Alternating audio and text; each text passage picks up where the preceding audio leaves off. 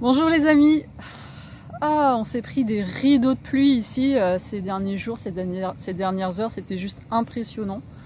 Et là c'est ce moment où la pluie vient de cesser et où tout le monde reprend ses baskets, son scout, sa serpe pour aller au champ et aller s'occuper de sa rizière. C'est juste vraiment ce moment où la pluie cesse et tout le monde reprend ses activités, c'est rigolo. Et voilà, donc moi je faisais quelques pas là dans la rizière à côté de chez moi. Et j'avais envie de vous parler un petit peu des émotions en fait. Parce que je sais que pour beaucoup de personnes, il y a cette thématique de être fort. Voilà, dans l'adversité, il faut être fort. Donc qu'est-ce que ça veut dire être fort? Et qu'est-ce que ça veut dire être vulnérable ou d'être fragile? C'est pas la même chose d'être vulnérable et d'être fragile. Et c'est encore autre chose d'être sensible aussi. Donc c'est intéressant de questionner et de regarder ces thématiques de la force, de la vulnérabilité, de la sensibilité, de la fragilité. Qu'est-ce que ça veut dire tout ça pour vous? Et je sais que pour beaucoup de personnes, il faut être fort. Voilà, dans la vie, il faut être fort, la vie est dure.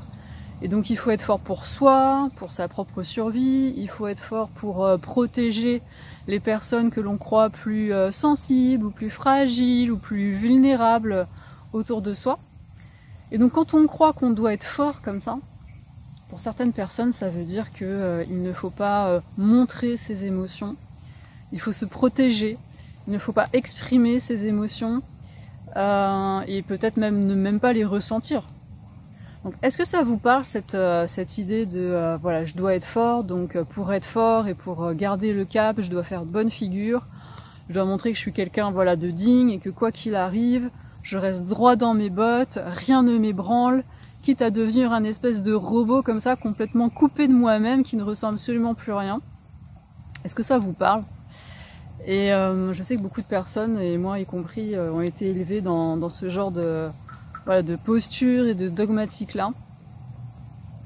Et moi du coup j'aurais envie de vous poser une question. C'est qui est le plus fort finalement? Est-ce que la personne la plus forte c'est la personne qui se coupe d'elle-même, qui se coupe de ses ressentis, qui s'interdit de ressentir ce qui est là, qui s'interdit d'exprimer ce qui est là? Est-ce que c'est ça être fort? Ou est-ce que ça ne demande pas justement de la force, voire du courage de se permettre de ressentir ce qui est là, y compris quand c'est inconfortable, de se permettre de l'exprimer, de l'assumer? Qui est le plus fort en fait? Si on veut jouer à qui est le plus fort, qui est le plus fort? Et est-ce que c'est important d'être fort? Est-ce que c'est vraiment si important d'être fort? Est-ce que c'est vraiment si important de faire bonne figure? Est-ce que le regard des autres c'est vraiment si important?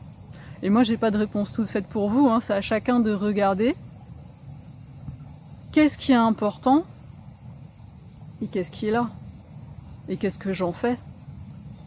En tout cas, si ces questions, ces thématiques sur les émotions, ça vous intéresse, j'en profite au passage pour vous signaler que le prochain atelier de partage et de pratique de présence consciente aura lieu le samedi 6 février à 14h heure de Paris.